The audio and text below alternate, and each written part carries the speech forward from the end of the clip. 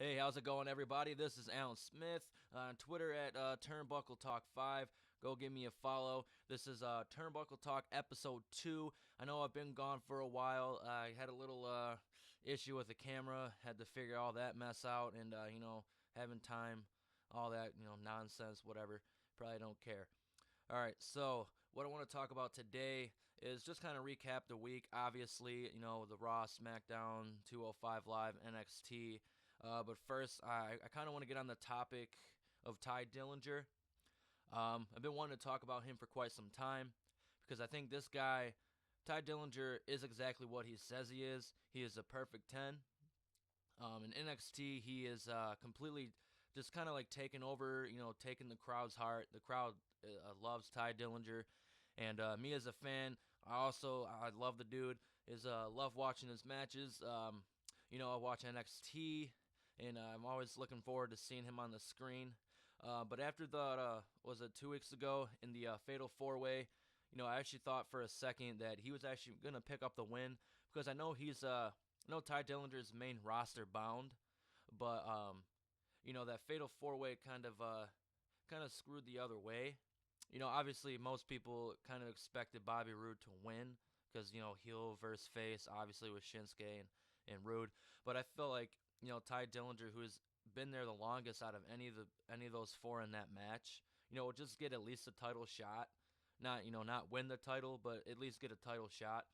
But since he lost, I feel like his call up is inevitable, and whether that happens at the Rumble, whether there's an open challenge and he just shows up on SmackDown, he has to go to SmackDown if he goes anywhere, because that's the only place I could really see fit for Ty Dillinger. And because I was at SmackDown Live 2 weeks ago, I think it was in Detroit, and his chants were completely over. Every time the ref counted, the fans went 10, 10. It was great. I think the guy is definitely, he's going to be able to hold his own on the main roster. And with his gimmick and the way, that he presents himself, I think he'll have no problem, winning over the fans and giving us good quality matches and good feuds to go forward with it. But that Fatal 4-Way, yeah, like when Dillinger, you know, uh, did the tiebreaker on Bobby Roode, I thought it was over. And I was like, oh man, they're gonna give this guy a shot finally, but they didn't. You know, sucks. But yeah, he should definitely be main roster bound.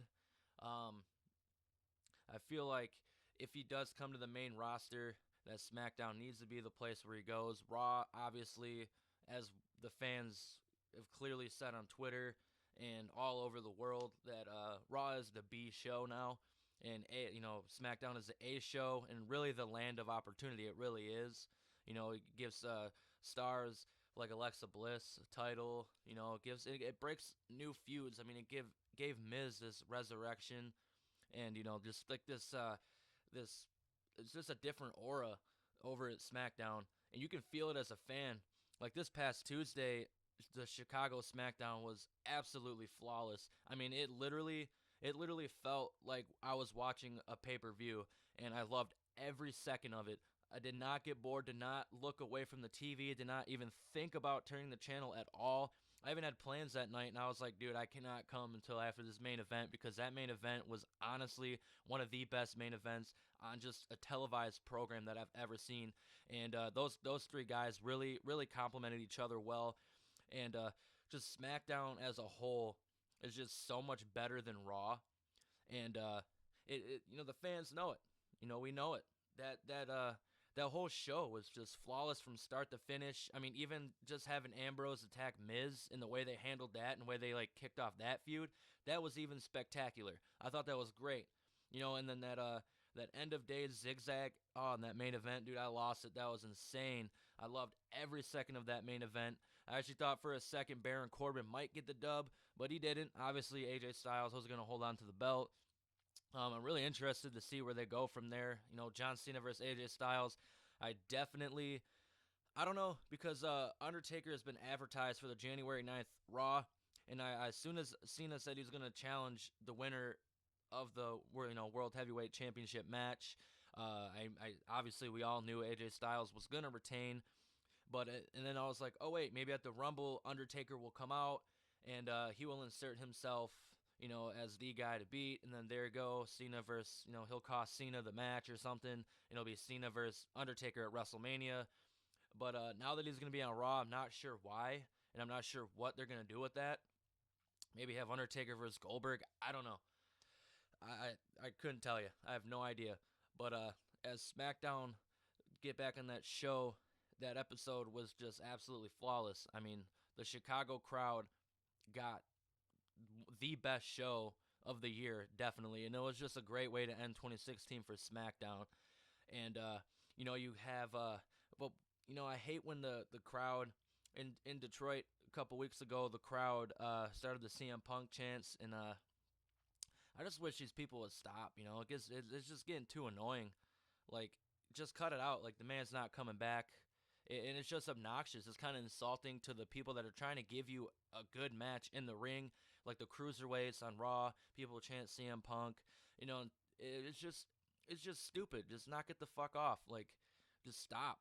Like, it's just unnecessary. It's rude. CM Punk left the company. Get over it.